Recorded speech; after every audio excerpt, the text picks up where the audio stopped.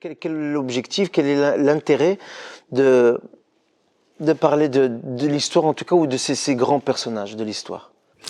Il y avait un philosophe qui disait un jour, croire en Dieu, c'est donner un sens à son existence. D'accord?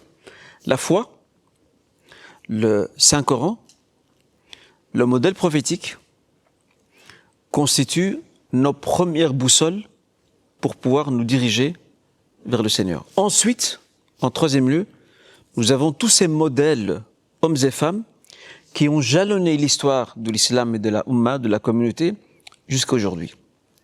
Donc quelqu'un qui veut non seulement s'enrichir au niveau de sa culture, au niveau de sa connaissance historique, doit revenir sur ces personnages, d'une part. Et d'autre part, ils demeurent jusqu'à aujourd'hui et jusqu'à la fin des temps, ils demeurent des modèles d'inspiration. D'ailleurs, le Saint-Coran nous invite à nous inspirer de modèles qui sont des modèles agréés par le Très-Haut.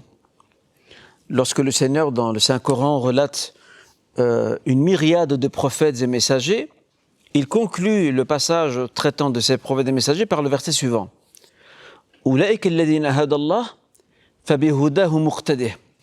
Voici donc ces hommes qui ont été guidés par Dieu.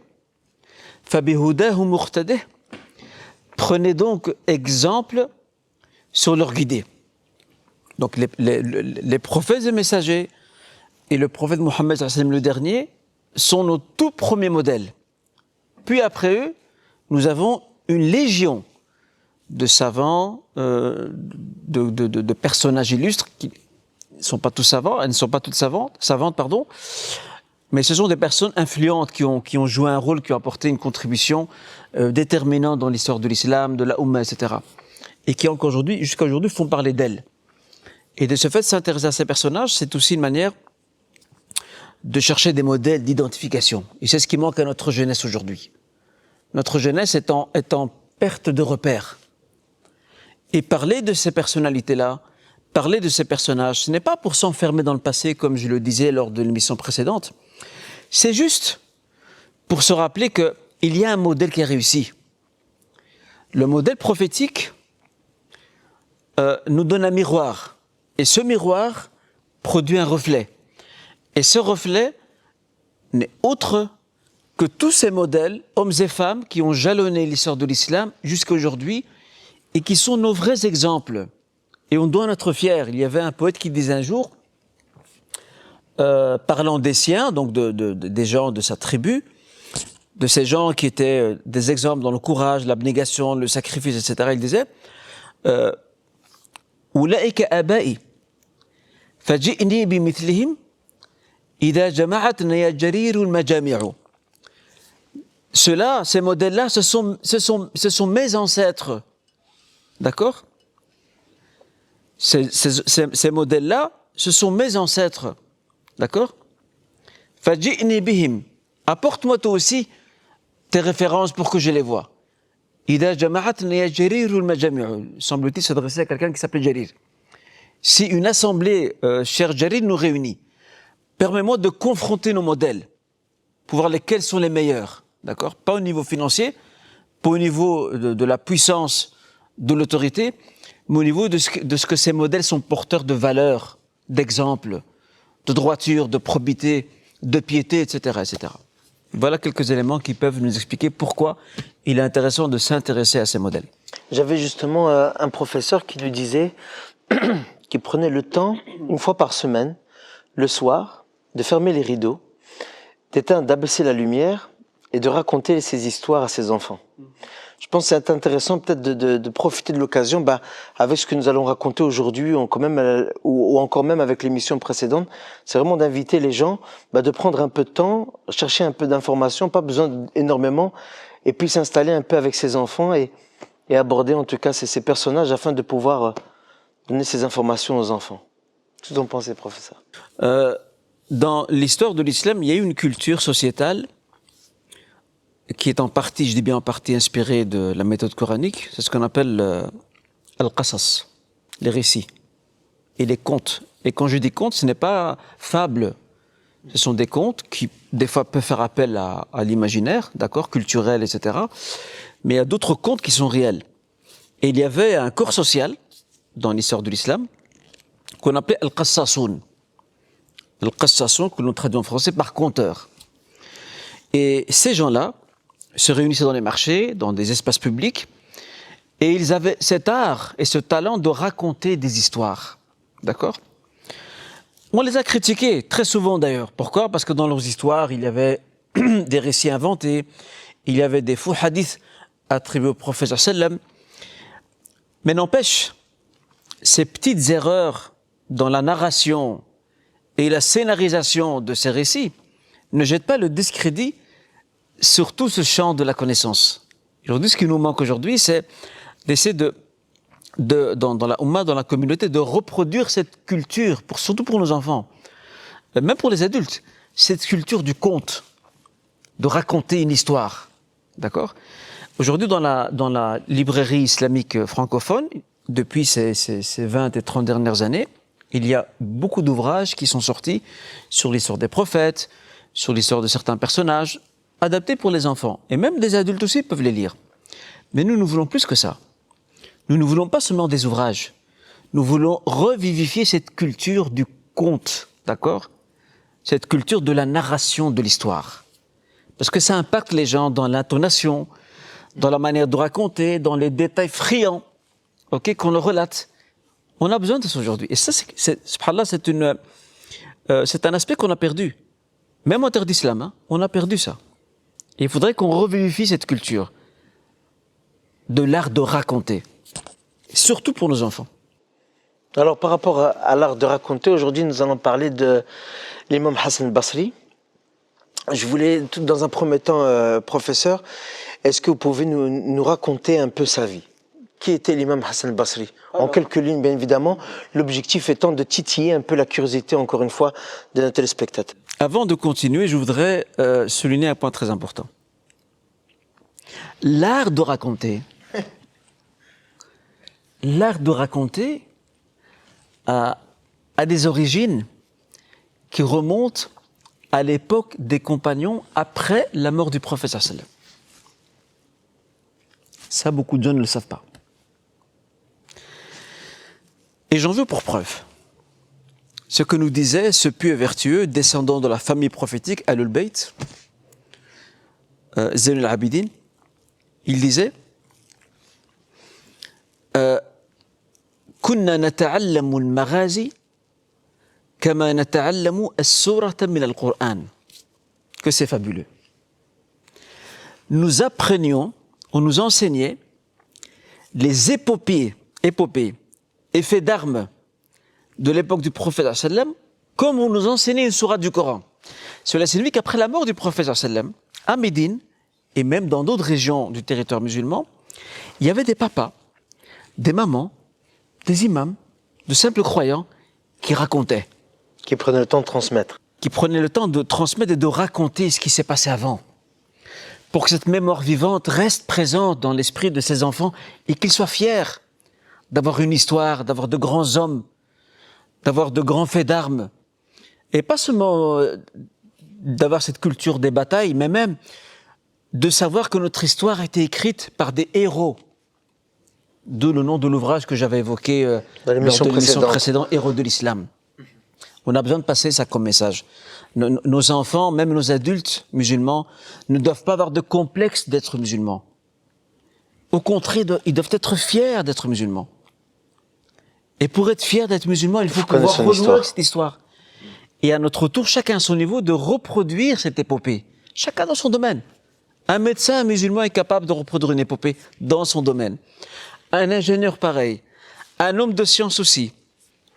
Une maman, un papa, un jeune, un sportif, un plombier, un mécanicien. Chacun peut écrire sa légende et écrire son épopée et la raconter. D'accord ? À travers justement cette inspiration que nous offrent ces modèles-là. Et je reviens maintenant pour ce qui est de Hassan al-Basri. Alors, si nous devons présenter le Hassan al-Basri en quelques mots, d'abord, dans un premier temps, Il d'emblée. nous faudrait plus que quelques mots. Oui, voilà. Mais là, c'est juste l'objectif, encore une fois, c'est juste de venir égayer la curiosité Alors, voilà. sur ce personnage. D'emblée, Barakallahu fik Sofiane, d'emblée, il est vrai que je m'excuse auprès de notre public, de nos spectatrices et spectateurs. Je m'excuse auprès d'eux pour cette injustice que nous sommes en train de commettre. Parce que ces personnages que nous sommes en train de leur faire découvrir, nous ne leur avons pas donné leur plein droit. Mais nous avons la contrainte du temps. Et peut-être d'autres occasions se présenteront où nous pourrons, Inch'Allah Ta'ala, aborder avec plus de détails ces histoires-là. Mais comme le dit le proverbe arabe, il dit « Ma la yutraku kullu » d'accord? Il dit Ma la yukhadu kullu, la yutraku jullu. Ce qu'on ne peut pas tout prendre, on ne peut pas non plus tout délaisser à la fois. On fait en fonction du temps. Donc on va donner quelques éléments. Alors, Al-Hassan al-Basri, contre toute attente, certains, quand nous retenons sa filiation géographique qui le rattache à Bassora, eh bien, contre toute attente, notre personnage n'est pas d'origine irakienne. Il est d'origine médinoise. Al-Hassan al-Basri est né l'an 21 de l'Hégire à Médine. Il est né 2 ans avant le décès du calife bien guidé Omar ibn al-Khattab. Voilà quelques éléments chronologiques, historiques intéressants. Qu'est-ce qu'on peut encore dire? Son père s'appelait Yassar. Et son père, avant qu'il ne se convertisse à l'islam, son père fait partie des captifs irakiens. Son père est d'origine irakienne. Regarde quelle richesse en termes d'origine familiale. On a un enfant médinois, mais qui a des origines irakiennes, via son père. Son père était un captif d'origine irakienne qui était capturé lors de ce qu'on appelle Harakatul Futuh, le mouvement des conquêtes musulmanes qui est arrivé en Irak. Et il a été ramené où? Il a été ramené à Médine. Et racheté par un compagnon qui va l'affranchir. Ce compagnon n'est autre qu'un compagnon médinois du nom de Zayd ibn Thabit. Il va l'affranchir. Devenu musulman, libre, enfin libre, même s'il reste encore au service de son maître, d'où le terme utilisé fréquemment dans la façon de les qualifier, on appelle ça Maoula. Al-Maoula, c'est le servant. C'est l'affranchi. Il reste au service de son maître. Ou de son ancien maître. Son père, à Médine, va se marier avec une femme qui, elle aussi, était une captive également. Elle était affranchie et elle était au service d'une des épouses du prophète sallam, Salama. Et la mère de Hassan Basri s'appelait Khayriya, quel très beau prénom. Khayriya. Donc je rappelle, son père s'appelait Yassar et sa mère Khayriya. Yassar, que l'on ne pourrait pas seulement traduire par gauche, non. Yassar peut aussi venir de la générosité. On dit en arabe Dhawul Yassar, c'est quelqu'un qui a une main généreuse. Des gens qui ont une main généreuse ou des mains généreuses, d'accord? Qui ont une certaine aisance financière et qui peuvent être généreux. Et en fait, quelque part, ces deux sens se combinent très bien dans la personnalité de cet enfant qui s'appelle Hassan et qui va grandir à Médine. La générosité du cœur et le mérite Al-Khayriya, prénom de sa mère. Ces deux valeurs vont se retrouver dans la personnalité de ce garçon. Mais ce n'est pas tout. Il naît à Médine, 2 ans avant la fin, avant l'assassinat et la mort du calife bien guidé Omar ibn al-Khattab. Il va grandir dans cette ambiance médinoise où il y a encore pas mal de compagnons présents. Il va se retrouver en contact avec nombre d'entre eux, auprès desquels il va étudier. Il va assister à leurs cours, à leurs sermons. Il va assister au sermon de Uthman ibn Affan, c'est d'exemple. Il va connaître Ali ibn Abi Talib. Il va aussi fréquenter Abdullah ibn Omar, le fils d'Omar al-Khattab, Jabir ibn Abdillah, Al-Mughira ibn Shu'ba, Abu Musa al-Ash'ari, Abdullah ibn Amr ibn al-As, et bien d'autres. compagnons. Donc il a cet avantage de pouvoir se ressourcer auprès de la première élite de la Ummah. Jusqu'à là, tout va bien. Là, c'est là qu'il fait ses premiers, on va dire, ses premiers pas sur les bancs de la classe, auprès de compagnons, avec de nouveau cette double visée, objectif, une éducation éthique et spirituelle qu'il va acquérir par l'environnement, mais aussi par l'entremise de ses compagnons qui sont encore présents à Médine. Et puis le savoir. Mais ce n'est pas tout. On dit que Al-Hassan Basri aurait été allaité par Umm Salama. Ce qui ferait d'Umm Salama sa mère de lait. Si l'information s'avère vraie. Ça, on ne sait pas. Mais en tout cas, c'est une information que certains historiens relatent. C'est pour cela que j'ai utilisé le conditionnel. N'empêche, quand bien même Al-Hassan Basri n'aurait pas été allaité par Umm Salama, il lui suffit, comme honneur et privilège, d'avoir grandi au contact de la mère des croyants, Umm Salama, parce que la mère de Al-Hassan Basri, Khayriya, était au service de la demeure d'Umm Salama. Ce qui signifie que la maman subit l'influence de la tarbiya, de l'éducation spirituelle éthique de la femme du prophète sallam qui est Umm Salama, et bien sûr par ricochet, cet enfant Hassan Basri subit la même influence par sa mère et par l'environnement de cette famille. Donc on a ici 3 canaux. Le canal de la mère et du père bien sûr, sachant que le père aussi était le servant de Zayd ibn Thabit, un compagnon. Il y a le canal de la famille de ces 2 compagnons, femme et homme, Umm Salama pour ce qui est du côté de la mère de Hassan Basri, et Zayd ibn Thabit pour ce qui est du côté du père de Hassan Basri, qui est Yassar. Puis on a l'environnement de Médine où il y a les compagnons. Donc là, on a différents canaux qui vont nourrir l'éducation, le savoir, l'instruction de ce jeune homme, de ce garçon. On ne sait pas à quel âge il a quitté Médine. Mais Allah alam, il est fort probable qu'il n'était pas enfant. Et j'en veux pour preuve, en tout cas à titre, on va dire, indicatif, c'est que le Hassan Basri va devenir, par après, il va faire un petit passage vers Kaboul, Kaboul qui est aujourd'hui la capitale de l'Afghanistan, au moment de sa conquête. Au moment de la conquête musulmane qui arrive à Kaboul et qui la prend, il va faire un passage par là. Il va devenir le secrétaire d'un compagnon qui s'appelle Ar-Rabi' ibn Ziyad. Ok? Puis, il termine son périple à Bassora en Irak.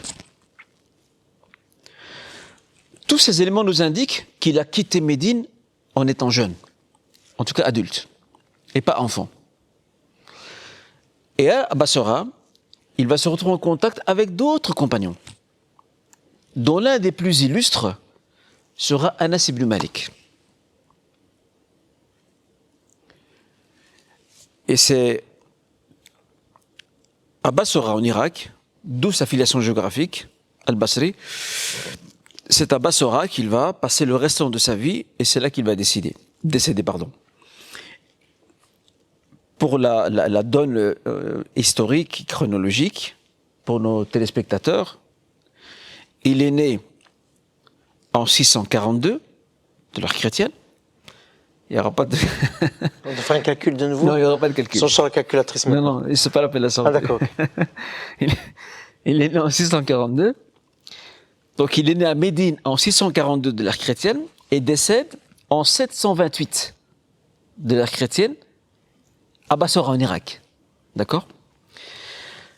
Omar ibn Abdul Aziz l'a surnommé Sayyidut Tabi'in, parce qu'il était tabi'in, il appartient à la génération des tabi'in, les suiveurs, ceux qui viennent après les compagnons, qui est la meilleure génération de l'islam après celle des compagnons. D'accord? Et Omar ibn Abdul Aziz le surnommait Sayyidut Tabi'in, le maître des tabi'in. Pourquoi il l'a surnommé ainsi? Au vu de la piété de l'homme, au vu de son savoir, au vu de son érudition, au vu aussi de son exemplarité, pour toutes ces raisons, il l'a privilégié sur toutes ces générations de tabi'in que Omar ibn Abdul Aziz, qui en fait partie d'ailleurs, a connu. Et c'est Omar ibn Abdul Aziz qui va le désigner juge de Basra, Qadi al-Basra. Et c'est là qu'il va vivre jusqu'à la fin de ses jours en décédant à Basra, l'an 728 de l'ère chrétienne. En gros, ce qu'on peut dire sur le personnage de Hassan Basri, rahimahullah. Professeur, là on parle de quel siècle plus ou moins? Là, nous sommes entre le 7e et le 8e siècle. D'accord. De l'ère chrétienne. Jusqu'à aujourd'hui, 21e siècle, une question très simple, si on parle encore de lui aujourd'hui, c'est qu'il a laissé des traces, c'est qu'il a œuvré. Sinon on ne parlerait pas de lui aujourd'hui, on n'aurait pas retenu son nom en tout cas. On a compris, c'est une personne qui était très influente, qui avait sa place en tout cas, et on a compris qu'il a œuvré, mais quelle est son œuvre? Alors, l'œuvre de l'imam Hassan Basri, elle se décline selon deux niveaux, comme c'était le cas pour Omar ibn Abdul Aziz. Le premier niveau, c'est celui de son érudition, son savoir. Aujourd'hui, nous n'avons pas de livre de Hassan Basri comme nous en avons de l'imam Nawawi. Mais nous avons quand même gardé un autre domaine. C'est son savoir qui est répandu et qui traverse les ouvrages de droit musulman, les ouvrages de la tradition islamique. Hassan Basri, Akhi Soufiane, Hassan Basri est l'un des transmetteurs, ça c'est important de le dire, c'est l'un des transmetteurs de la tradition prophétique et Sunna Nabawiya. Donc il s'inscrit dans cette chaîne d'hommes et de femmes qui ont transmis la tradition prophétique. Il s'inscrit aussi dans cette chaîne de savants qui ont émis des avis juridiques, qui ont influencé la production du droit musulman, qui aujourd'hui impacte, qui exerce une influence, une incidence sur notre pratique cultuelle, transactionnelle, etc., dans le champ, bien entendu, islamique. Et le deuxième niveau qui nous permet de découvrir l'œuvre de l'imam Hassan Basri, c'est sa spiritualité. D'ailleurs, il est considéré comme l'un des grands maîtres de la spiritualité musulmane. On parle beaucoup de Al-Ghazali, rahimahullah. On évoque également l'imam Ibn al-Qayyim, Ibn Rajab et bien d'autres qui ont marqué leur temps par leur spiritualité. Mais on ne parle pas souvent de ceux qui étaient beaucoup plus anciens, qui sont les pères de ceux-là. Et le Hassan Basri est l'un des pères de ceux que je viens de citer. L'imam al-Ghazali, Ibn al-Qayyim, Ibn Rajab et d'autres. D'accord? Donc c'est l'un des maîtres de la spiritualité musulmane. Et il nous a laissé une très grande richesse là-dedans. Autant dans la façon dont il a été décrit, en termes de piété, Justement, je viendrai à cette question. Quelle était sa piété à ce moment-là? Alors, la piété... Pour comprendre... Oui, si nous devions décrire et brosser un tableau de la piété de Hassan Basri, il y a plusieurs traits qui sont très intéressants. Le premier trait, c'est celui de la dévotion. C'était un abid, traduit par souvent adorateur. Je préfère le terme dévot. Le terme dévot, il a l'avantage d'avoir un peu cette particularité spirituelle. Quelqu'un qui se consacre avec dévotion à Dieu. Un autre trait de sa piété, c'est son ascétisme. Quelqu'un de très ascète, de désintéressé par rapport à cette vie d'ici-bas. Troisième trait aussi lié à sa piété, c'est également cette sagesse et le hikmah que Dieu lui a donné. Et la sagesse et le hikmah que Dieu lui a donné n'est que le fruit de son exercice spirituel. Il a des paroles de sagesse qui sont impressionnantes et qui ont essaimé les ouvrages écrits dans le domaine de la spiritualité musulmane. Ce sont les principaux traits qui soulignent sa piété et bien entendu, à l'instar, je me permets quand même de l'indiquer, à l'instar de l'imam Nawawi, il ne vivait pas sa piété de manière individuelle et individualiste, mais il concevait sa piété comme étant une mission de réforme de son époque. Et c'est pour ça qu'il a eu pas mal de démêlés avec le gouverneur d'Irak de l'époque, pour le compte des Omeyyades, qui était Al-Hajjaj, Ibn Yusuf al-Thaqafi. Al-Hajjaj ibn Yusuf al-Thaqafi, c'est un personnage très controversé dans l'histoire de l'islam. Il a fait des belles choses, mais il s'est aussi rendu coupable de dérive également. D'accord? De dérive. D'injustice. Al-Hassan al-Basri était très critique envers Al-Hajjaj. Et ça, c'est l'expression même de sa piété dans l'espace sociétal. Je ne vis pas ma foi tout seul. Ma foi, je veux qu'elle s'exprime dans le domaine sociétal à travers la défense de la vérité et de la justice sociale. La justice sociale est liée à la piété aussi. Ce n'est pas un domaine à part. Et je vais donner un seul exemple là-dessus. Al-Hajjaj ibn Yusuf al-Thaqafi, on l'appelle al-Thaqafi par attribution à Banu Thaqif, qui est une tribu qui se trouve à Taïf. Parce que le Hajjaj était au début, c'était un enseignant, un muallim, un enseignant du Coran pour les enfants, dans la ville de Taïf. Et puis il va rejoindre les troupes des Omeyyades qui tentaient de mater certaines rébellions. Et il va se faire remarquer. Se faire remarquer par sa fidélité envers les Omeyyades, par ses talents d'administrateur, par son charisme aussi, par l'autorité qu'il dégage, la crainte qu'il dégage. Et c'est comme ça que les Omeyyades vont le désigner gouverneur d'Irak, qui était à l'époque une province très difficile à administrer. Al-Hajjaj ibn Yusuf al-Thaqafi, lorsqu'il reçoit le gouvernorat de l'Irak, il va bâtir un palais. Mais il voulait impressionner la population. Un très beau palais. Mais vraiment d'un luxe ostentatoire. Et il veut inviter les gens à visiter le palais. Visite guidée, ouverte. Et parmi ceux qui vont profiter de l'occasion pour critiquer cette dépense publique outrancière, d'accord, c'est le Hassan al-Basri. Il va arriver devant les gens et il va dire quelle est la différence entre ce palais et celui de Pharaon. Où est la différence? Ces deux palais, celui de Pharaon et celui aujourd'hui de Al-Hajjaj ibn Yusuf, ont un point commun: l'orgueil et la vanité. Et bien sûr, Al-Hajjaj, lorsqu'il apprend cette information-là, il n'est pas content. Et sachant que c'était quelqu'un de très autoritaire, même despote, il va demander à l'un de ses tortionnaires de préparer le sabre. Et il va ordonner à sa police, à Shorta, d'arrêter le Hassan al-Basri, de le ramener au palais. En fait, il veut le mettre à mort.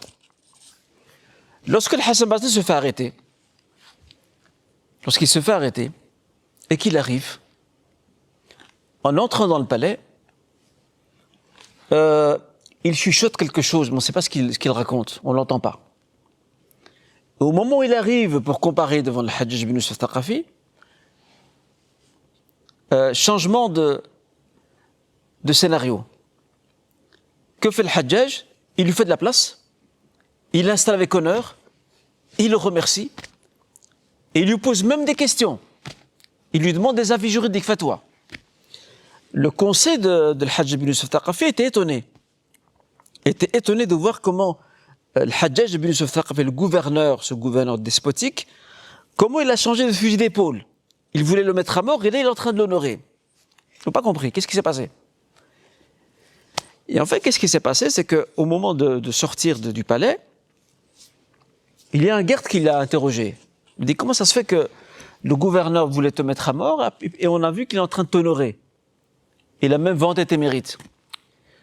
Qu'étais-tu en train de dire? Parce qu'il chuchotait en entrant.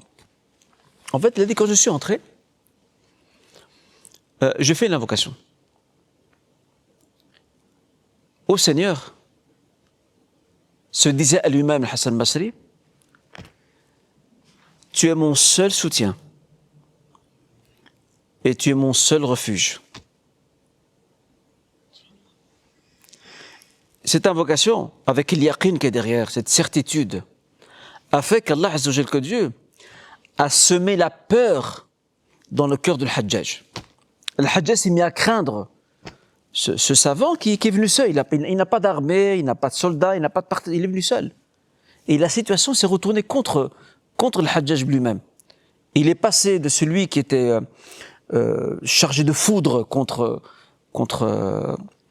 Hassan Basri, et il s'est transformé en quelqu'un qui est courtois, qui est avenant. Et la fin de l'invocation est aussi intéressante, qu'a dite Hassan Basri. Il dit, Ya Rabbi, ô Seigneur, fais en sorte que ma rencontre, ou plutôt que la vengeance de l'Hajjaj bin Yusuf Thaqafi, que sa vengeance contre moi, soit un froid et un salut, comme l'a été le feu dans lequel était jeté Ibrahim alayhi salam. Et c'est exactement ce qui s'est passé.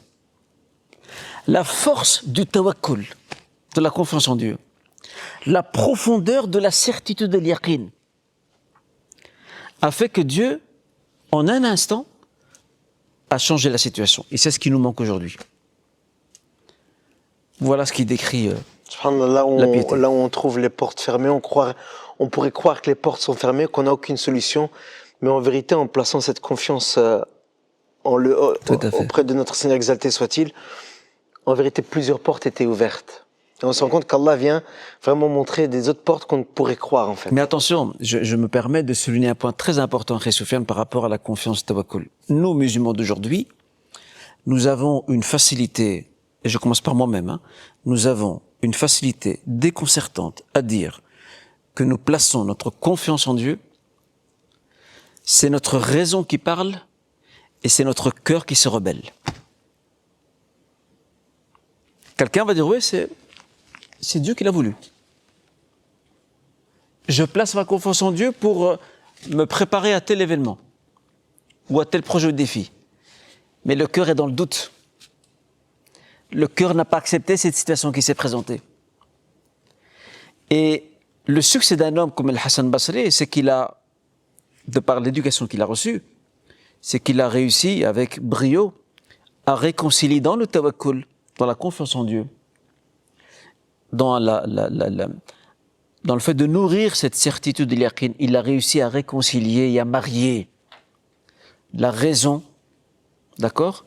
Il a réussi à marier la raison sensée avec le cœur soumis et apaisé. Barakallahu fik, cher professeur. En quelques mots, pour ma dernière question, parce que le temps nous manque, voilà, nous avons découvert Hassan Basri, nous allons encore chercher, parce que vous nous avez vraiment mis, vous avez égayé notre curiosité, et là je vais aller à sa découverte. Comment faire cette rétrospection par rapport à ce modèle si noble? Encore une fois, je vais faire un travail sur moi-même par rapport avec ces leçons que j'ai eues du passé pour aller vers le futur. Qu'est-ce que je... Très bien.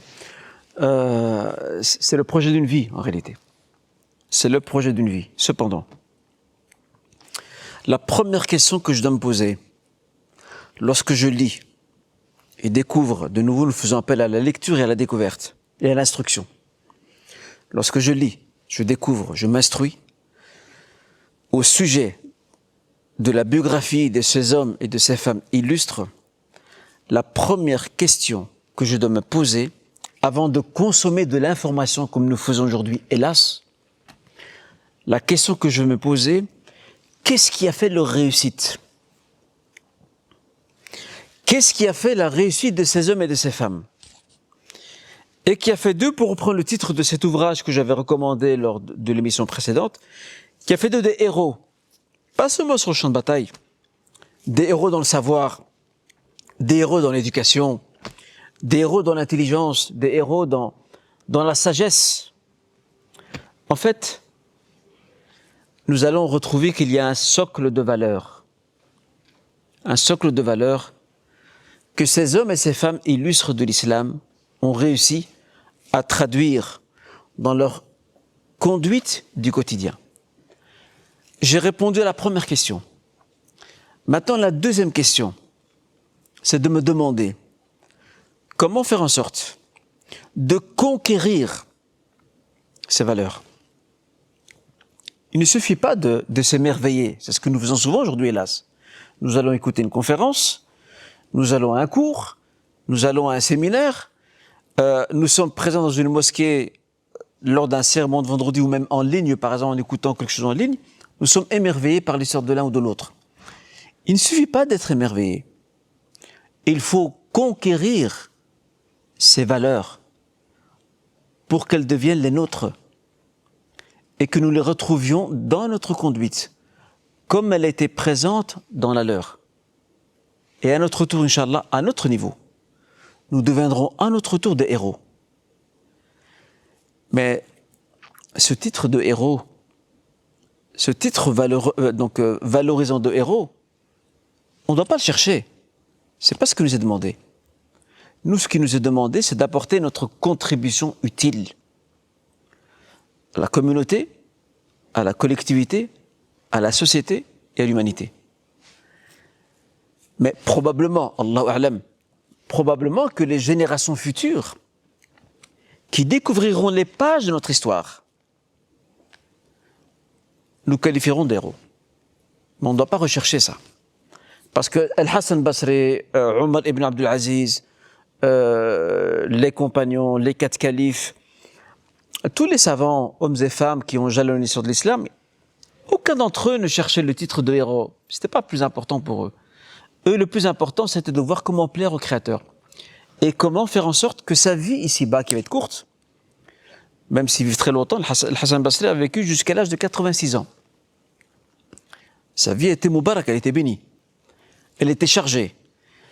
Mais ce qui est important à retenir dans tout cela, c'est quoi? C'est tout simplement le fait que le plus important pour eux, c'est de savoir, c'est de se demander comment puis-je plaire à mon Seigneur Azza wa Jal pour qu'il soit satisfait de moi. C'est un peu ça le but, quelque part, de tout ce que nous faisons. Et deuxièmement, comment faire œuvre utile, al-amal salih. Et al-amal salih ne se confine pas dans les actes cultuels, la prière, le jeûne, la sadaqa. Al-amal salih touche de nombreux domaines. J'aide mon prochain, c'est un amal salih. C'est une œuvre utile, pieuse. J'apprends un savoir pour après être utile. J'acquiers une compétence qui va me permettre de rendre service à la collectivité, à la communauté, à la société, même à l'humanité. C'est un amal salih. La mère et le père qui éduquent leurs enfants avec cette intention de se consacrer pleinement à ça pour plaire à Dieu, pour laisser derrière eux une génération marquée par le sceau de la piété et aussi de l'utilité. Ce sont des gens utiles, parce que tu peux être pieux, mais t'es pas utile, t'apportes rien. D'accord? C'est tout ça, amal salih.